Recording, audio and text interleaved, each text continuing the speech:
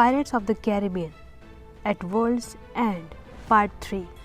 Pirates of the Caribbean नाम से आई ये फिल्म एडवेंचर एक्शन फिल्म है जो 2007 में आई थी। ये फिल्म का पार्ट 3 है। फिल्म का ड्यूरेशन है 2 घंटा 49 मिनट और IMDb पर इसको 7.1 की रेटिंग मिली है। फिल्म को गोर वर्बिंस्की ने डायरेक्ट किया है और मेन लीड में है जॉनी डेप, ऑरलैंडो ब्लूम और कियारा नाइटली। फिल्म का ग्रॉस वर्ल्ड वाइड रहा है $960,996,492। इस कहानी की शुरुआत में दिखाया जाता है कि east India company port royal पर सभी पायरेट्स को और उनको भी जिनका पायरेट से किसी भी तरह से कोई भी संबंध है उन सब को मार रही होती है। इनमें एक बच्चा भी होता है जो पायरेट्स का गाना गाना शुरू कर देता है और यहाँ पर सभी पायरेट्स भी गाना गाने लगते हैं और यह एक तरह की गुहार होती है। इस गाने को सुनते ही समुद्र के वो 9 पायरेट्स वापस से इकट्ठा होंगे जो समुद्र पर राज करते हैं। वे सब लौट कर आते हैं तो इसे सुनकर जॉन कटलर को खुशी होती है क्योंकि वह जानते हैं कि समुद्र के 9 बड़े लुटेरे जो पूरे समुद्र पर राज करते हैं अब इकट्ठा होंगे और लौट कर आएंगे, तो उन सबको मारकर मैं समुद्र पर अपना राज कायम करूंगा।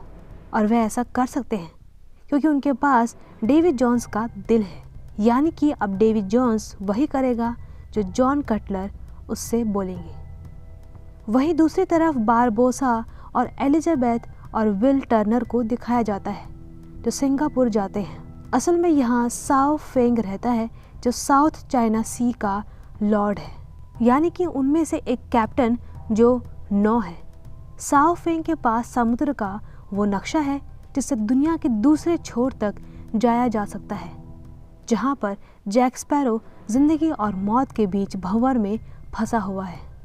अगर जैक स्पैरो और ब्लैक पर्ल को वापस लाना है तो उन्हें इस नक्शे और एक जहाज की ज़रूरत है जो सिर्फ साओ फेंग दे सकता है। साथ ही जैक स्पैरो का वापस आना भी ज़रूरी है क्योंकि समुद्र के उन 9 कैप्टन में से एक जैक स्पैरो भी है। बिल टर्नर यहाँ कहता है कि अगर सभी पायरेट्स को बचाना है तो जल्द से जल्द 9 कैप्टन्स को मीटिंग करनी होगी। अब यहाँ इंडिया ट्रेनिंग कंपनी के चेयरमैन के लोग यहाँ पर हमला कर देते हैं। चारों तरफ अफरा तफरी मच जाती है। तभी साओ फेंग बिल को पकड़ लेता है और कहता है कि जिस दिन तुम सिंगापुर आए उसी दिन इंडिया ट्रेनिंग कंपनी यहाँ पर आ गई। तुमने बारबोसा को धोखा दिया है और अब तुम मुझे धोखा दे रहे हो। असल में बिल ने ही इंडिया ट्रेनिंग कंपनी के जॉन कटलर को इन्फॉर्मेशन दी हुई होती है। बिल कहता है कि मैं अपने पिता को बचाना चाहता हूँ जिसके लिए मुझे जहाज ब्लैक पर्ल की ज़रूरत है। अगर तुम भविष्य में जॉन कटलर से कोई डील करना चाहते हो तो तुम वही करोगे जो मैं तुम्हें कहूँगा। इसके बाद बिल अपने साथियों को बताता है कि साओ फेंग ने नक्शा दे दिया है और एक जहाज़ भी, और फिर वो सब वहाँ से दुनिया के दूसरे छोर के रास्ते पर निकल जाते हैं। अब कुछ सफ़र के बाद ये रास्ता भूल जाते हैं और फिर इनके सामने बहुत बड़ा झरना आता है और इनका जहाज़ उसमें गिर जाता है। दूसरी तरफ जैक स्पैरो दिखाया जाता है जो एक रेगिस्तान में है और उसको अजीब से भ्रम होते हैं। वो खुद से ही बातें करता है। जब वो ब्लैक पर्ल से नीचे उतरता है तो उसे यहाँ पर एक सफ़ेद पत्थर दिखता है। वो उस पत्थर को फेंक देता है। असल में ये पत्थर नहीं बल्कि एक केकड़ा होता है और फिर बहुत सारे केकड़े यहाँ आते हैं और ये सब इसके बाद ब्लैक पर्ल को समुद्र की तरफ ढकेलना शुरू कर देते हैं। अब हम देखते हैं कि इसी समुद्र के किनारे पर एलिजाबेथ, बारबोसा, विल, टिया डायमा और काफ़ी सारे पायरेट्स आ जाते हैं। पहले तो जैक को लगता है कि यह हकीकत नहीं बल्कि उसका भ्रम है, लेकिन जब उसको समझ आता है कि वहाँ पर ये उसे लेने के लिए आए हैं। हालांकि वो एलिजाबेथ से नाराज़ होता है क्योंकि अगर वो उसके हाथ में हथकड़ी ना बांधती तो क्रैकन कभी भी उसे निगल नहीं पाता। ये बात यहाँ किसी को भी नहीं पता थी, लेकिन वो सबको बता देता है। इसके बाद वे सभी ब्लैक पर्ल में बैठकर अपनी यात्रा पर निकल जाते हैं। रास्ते में इन्हें बहुत सारी आत्माएं भी मिलती हैं जो पानी से होकर कहीं जा रही होती है। टिया डेल्मा उन्हें बताती है कि जो लोग मर जाते हैं उन्हें यहाँ से दूसरी ओर जाना होता है, डेवी जोन्स को समुद्र की देवी कैलिप्सो ने यही काम सौंपा था, जो हर 10 साल में एक बार ज़मीन पर जा सकता है, जहाँ पर वह उस लड़की से मिल सकता है जिसको वो सबसे ज़्यादा प्यार करता है। लेकिन डेवी जोन्स ने अपने काम को नहीं किया और वो मुकर गया। इसीलिए कैलिप्सो ने उसको एक राक्षस बना दिया। अब इन्हें यहाँ पर बहुत सारे नाव भी दिखती है, जिनमें एक नाव पर एलिजाबेथ के पिता बैठे होते हैं। एलिजाबेथ को बताया जाता है कि उसके पिता अब इस दुनिया में नहीं रहे। एलिजाबेथ को ये सुनकर काफ़ी दुख होता है। वहीं अगली सुबह भी इनको यहाँ से निकलने का रास्ता नहीं मिलता। अब जैक स्पैरो नक्शे में ध्यान से देखता है, जिसमें लिखा होता है अप्स डाउन, यानी अब इन्हें जहाज़ को पलटना होगा, जिससे वो इस दुनिया से अपनी दुनिया में पहुंच पाएंगे। अब वे सब के सब जहाज़ में आगे पीछे होना शुरू हो जाते हैं, जिससे जहाज़ पलट जाता है और फिर ये जहाज़ ब्लैक पर्ल समुद्र से बाहर आता है। ये सब अब अपनी असली दुनिया के समुद्र में पहुंच चुके हैं। ये सब के सब बहुत प्यासे होते हैं, इसलिए पास के टापू में जाते हैं, जहां पर क्रैकन की डेड बॉडी होती है। दरअसल लॉर्ड कटलर ने ही डेवी जोन्स से ही उसके क्रैकन को मरवा दिया था, क्योंकि उनके पास डेवी जोन्स का दिल है। जो वो कहेंगे वही डेवी जोन्स को करना होगा। वो सबके सब आइलैंड के अंदर जाते हैं तो वहाँ पर डेड बॉडीज होती है, जो कि सायो फैंग के आदमियों की होती है। और अगले ही पल इन्हें बताया जाता है कि सायो फैंग का जहाज़ इसी तरफ आ रहा है। अब यहाँ पर सायो फैंग के लोग उन पर गन तान देते हैं और अब ये सब सायो फैंग के कब्जे में होते हैं। इसी वक्त विल सायो फैंग को कहता है कि इन सब को छोड़ दो, ये हमारी शर्त का हिस्सा नहीं था। ये सब सुनकर वो हैरान हो जाते हैं और वह समझ जाते हैं कि विल ने उन सबको धोखा दिया था। विल कहता है कि मैंने अपने पिता को डेवी जोन्स से छुड़ाने के लिए ऐसा किया, लेकिन विल की बात सायो फैंग नहीं सुनता, क्योंकि उसने पहले ही लॉर्ड कटलर से सौदा कर लिया होता है। सायो फैंग जैक से कहता है कि तुम्हारा एक पुराना दोस्त तुमसे मिलना चाहता है और वह उसे लॉर्ड कटलर का जहाज़ दिखाता है। इसके बाद जैक को लॉर्ड कटलर के पास भेज दिया जाता है। ये दोनों एक दूसरे को जानते हैं। लॉर्ड कटलर जैक से कहता है कि डेवी जोन्स को अभी नहीं पता कि तुम जिंदा हो। जब उसे पता चलेगा तो तुम्हें जिंदा नहीं छोड़ेगा। अगर तुम चाहो तो हम सौदा कर सकते हैं। तुम्हें मुझे बस कुछ इन्फॉर्मेशन देनी होगी। तुम्हें मुझे समुद्र के 9 लुटेरों के नाम बताने होंगे और यह भी बताना होगा कि उनकी मीटिंग कहाँ पर होने वाली है, और उन ख़ास सिक्कों का मकसद भी तुम्हें मुझे बताना पड़ेगा कि उनका क्या मकसद है। असल में हर लुटेरों के सरदार के पास एक ख़ास सिक्का होता है जो कि बहुत कीमती है और जिससे वो कुछ करने वाले हैं। उधर ब्लैक पर्ल जहाज़ पर दिखाया जाता है कि सायो फैंग लॉर्ड कटलर के एक आदमी से कहता है, मुझसे वादा किया गया था कि ब्लैक पर्ल जहाज़ मेरा होगा। इस पर वह कहता है कि तुमने सोचा भी कैसे, तुम्हें ब्लैक पर्ल जहाज़ दे देंगे जो डचमैन जहाज़ को भी हरा सकता है। इसके बाद वो वहाँ से चला जाता है। अब बारबोसा सायो फैंग से कहता है कि ईस्ट इंडिया कंपनी वाले लुटेरों से किए गए वादों को कभी नहीं निभाते, तुम हमारा साथ दो। तब सायो फैंग बोलता है, हम उनका कुछ नहीं बिगाड़ सकते, उनके पास डचमैन जहाज़ है और ब्लैक पर्ल भी। इस पर बारबोसा कहता है कि हमारे पास समंदर की देवी कैलिप्सो है, वह भी उस जहाज़ पर एक औरत के रूप में। सोचो उसकी असीम शक्तियाँ क्या क्या कर सकती है, लेकिन उसकी शक्तियों का इस्तेमाल करने के लिए मुझे 9 लुटेरों के सरदारों की निशानी चाहिए होगी। जल्द से जल्द हमें 9 के 9 सरदारों को इकट्ठा करके मीटिंग करनी होगी। सायो फैंग को लगता है कि जिस औरत में असीम शक्तियाँ हैं वो कोई नहीं बल्कि एलिजाबेथ है। तो वो बारबोसा से कहता है कि तुम्हें मुझे एलिजाबेथ को देना होगा, बदले में तुम ब्लैक पर्ल जहाज़ को रख सकते हो। एलिजाबेथ को यहाँ और कोई रास्ता नहीं दिखता, क्योंकि वो यहाँ से किसी भी सूरत में जल्द से जल्द निकलना चाहती है, तो वो उसकी शर्त मान जाती है।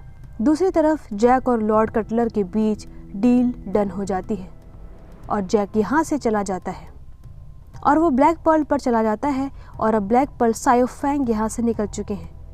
कटलर कहता है कि डेवी जोन्स को कहो कि वो सायो फैंग का पीछा करे और मैं ब्लैक पर्ल के पीछे जाता हूँ। अब सायो फैंग के जहाज़ में सायो फैंग, जो एलिजाबेथ को समुद्र की देवी कैलिप्सो समझ रहा है, वो एलिजाबेथ से कहता है, जब काफ़ी वक्त पहले समुद्री लुटेरों के सरदारों की मीटिंग हुई थी तो उन्होंने कहा था कैलिप्सो को एक औरत के जिस्म में बांध दिया जाएगा ताकि समुद्र पर मर्दों की हुकूमत हो। लेकिन मैं इसके खिलाफ था, पर मेरी बात किसी ने नहीं मानी। असल में साओ फेंग उससे उसकी शक्तियाँ लेना चाहता है। तभी यहाँ पर एक बम का गोला इनके शिप पर गिरता है, जिससे एक लकड़ी का टुकड़ा साओ फेंग के बॉडी के आर पार हो जाता है और वो अपनी ज़िंदगी की आखिरी सांसें ले रहा होता है। लेकिन मरने से पहले वो अपने गले का लॉकेट एलिजाबेथ को दे देता है और कहता है कि अब तुम इस शिप की कैप्टन हो। तो असल में इनके जहाज़ पर हमला डेवी जोन्स के जहाज़ डचमैन ने किया है। अब जहाज़ डचमैन के लोग इनको बंदी बनाकर डचमैन पर ले जाते हैं और वहाँ पर जॉन भी होता है, जो एलिजाबेथ को देखकर बहुत खुश होता है। वो एलिजाबेथ से कहता है कि तुम मेरे साथ चलो, लेकिन एलिजाबेथ मना कर देती है और वो अपने साथियों के साथ एक बंदी की तरह जहाज़ में रहती है। यहाँ पर उसकी मुलाकात विल के पिता से भी होती है, जो अब इसी जहाज़ का हिस्सा बन चुके हैं। एलिजाबेथ उनसे कहती है कि जल्द ही विल आपको लेने आएगा। विल के पिता जानते हैं तो वे बोलते हैं कि विल हम दोनों में से केवल एक को ही बचा सकता है और अगर उसे मुझे बचाना है तो उसे पहले डेविड जोन्स को मारना होगा और जो भी इस शिप के कैप्टन को मारेगा उसे खुद इस शिप का कैप्टन बनना पड़ेगा। और जो भी डचमैन शिप का कैप्टन होता है वो 10 साल में एक बार ही ज़मीन पर जा सकता है, यानी कि वो 10 साल में सिर्फ एक ही बार तुमसे मिल पाएगा और मैं नहीं चाहता कि ऐसा हो। अब दूसरी तरफ ब्लैक पर्ल जहाज़ को दिखाया जाता है, जो उस तरफ जा रहा है जहाँ लुटेरों के सरदारों की मीटिंग होने वाली है। यहाँ पर विल भी होता है, जो लकड़ी के डब्बों के साथ डेड बॉडीज़ को बांधकर पानी में फेंक रहा होता है। डेड बॉडीज़ की जेब में एक नक्शा भी होता है ताकि यह बॉडी पीछे आते लॉर्ड कटलर को मिल जाए और वो नक्शा देखकर उनका जहाज़ भी उस जगह तक पहुंच जाए जहां पर लुटेरों के सरदारों की मीटिंग होने वाली है। और इसके बदले में लॉर्ड कटलर उसके पिता को डचमैन जहाज़ से रिहा करने में उसकी मदद करेंगे। लेकिन जैक उसको ऐसा करते हुए देख लेता है, इसीलिए वो विल को अपना कंपास देता है और पानी में फेंक देता है। वहीं डेविड जोन्स के डचमैन जहाज़ पर दिखाया जाता है, जहां पर जेम्स एलिजाबेथ और उसके साथियों को रिहा कर देता है। पर अब यहाँ पर विल के पिता आ जाते हैं, जिनकी दिमागी हालत अब पूरी तरह से ख़राब हो चुकी है और वह जेम्स को मार देते हैं। वहीं दूसरी तरफ विल को दिखाया जाता है, जो लॉर्ड कटलर के जहाज़ पर पहुंच चुका है। यहाँ पर डेविड जोन्स भी होता है और विल उसे बता देता है कि जैक जिंदा है। साथ ही लुटेरों के 9 सरदार आपस में मिल रहे हैं क्योंकि वह समुद्र की देवी कैलिप्सो को जिंदा करना चाहते हैं। अब डेविड जोन्स उसे बताता है कि जब पिछली बार समुद्र की देवी को बंदी बनाकर किसी इंसान के शरीर में डाला गया था तो उसका रहस्य भी मैंने बताया था, तभी लुटेरों के सरदार ऐसा कर पाए थे। और यहाँ पर विल डेविड जोन्स से कहता है कि मैं तुम्हें वहाँ से ले जाऊँगा जहाँ पर लुटेरों के 9 सरदार मीटिंग करने वाले हैं। इसके बदले में तुमको मेरे पिता को आज़ाद करवाना होगा। इन दोनों के बीच में डील हो जाती है। वहीं दूसरी तरफ हम देखते हैं कि लुटेरों के 9 सरदार इकट्ठे हो चुके हैं। इनमें एलिजाबेथ भी एक होती है। एलिजाबेथ कहती है कि हमें आज़ादी के लिए लड़ना चाहिए, लेकिन इससे कोई भी सहमत नहीं होता है। अब उन सब में वोटिंग होती है कि इनमें से कौन इनका लीडर बन सकता है, यानी कि 9 में से कौन सा एक सरदार होगा जिसकी बातें सब मानेंगे। सब अपने अपने आप को वोट देते हैं, लेकिन जैक स्पैरो अपने आप को नहीं बल्कि एलिजाबेथ को वोट करता है। यानी कि अब सबको एलिजाबेथ की बात माननी होगी, जो लड़ने के लिए सबको बोलती है। अब ये सब तैयार है। अब अगली सुबह ये सब लॉर्ड कटलर के सामने होते हैं। तभी समुद्र में हर तरफ लॉर्ड कटलर के जहाज़ होते हैं। इनकी संख्या काफ़ी ज़्यादा होती है और इन्हें हराया नहीं जा सकता। लेकिन युद्ध से पहले एलिजाबेथ जैक स्पैरो और बारबोसा विल डेविड जोन्स और लॉर्ड कटलर से एक मीटिंग करने जाते हैं, जहां वो विल को मांगती है, लेकिन उसके बदले में उसे जैक स्पैरो को देना पड़ता है। पर बारबोसा जैक स्पैरो से उसका सिक्का ले लेता है, जो कि उसके सरदार होने का प्रतीक है। इसी तरह के सिक्के और निशानियां हर एक सरदार के पास होती हैं और अब ये अपने अपने जहाज़ों पर आ जाते हैं। अब ब्लैक पर्ल जहाज पर दिखाया जाता है जहां पर टिया डेल्मा को बंदी बना रखा है, क्योंकि टिया डेल्मा ही वो इंसान है जिसके अंदर समुद्र की देवी क्लिप्सो का वास है। इसीलिए उसने बारबोसा को जिंदा किया होता है, क्योंकि जब तक 9 सरदार अपनी निशानियां नहीं देंगे तब तक क्लिप्सो को आज़ाद नहीं करवाया जा सकता। अब ये सब के सब सिक्कों और निशानियों को एक बर्तन में रखते हैं और आग लगा देते हैं, और एक लुटेरा टिया डेल्मा के कान में बोलता है कि हम तुम्हें इंसानी कैद से आज़ाद करते हैं। फिर उसका धुआं टिया डेल्मा की नाक में जाता है और वो बदलने लगती है। यहाँ पर विल उसको बता देता है कि डेविड जोन्स ही वो इंसान था जिसने तुम्हारे साथ धोखा किया था। उसी ने लुटेरों के 9 सरदारों को तुम्हें बंदी बनाने का तरीका बताया था।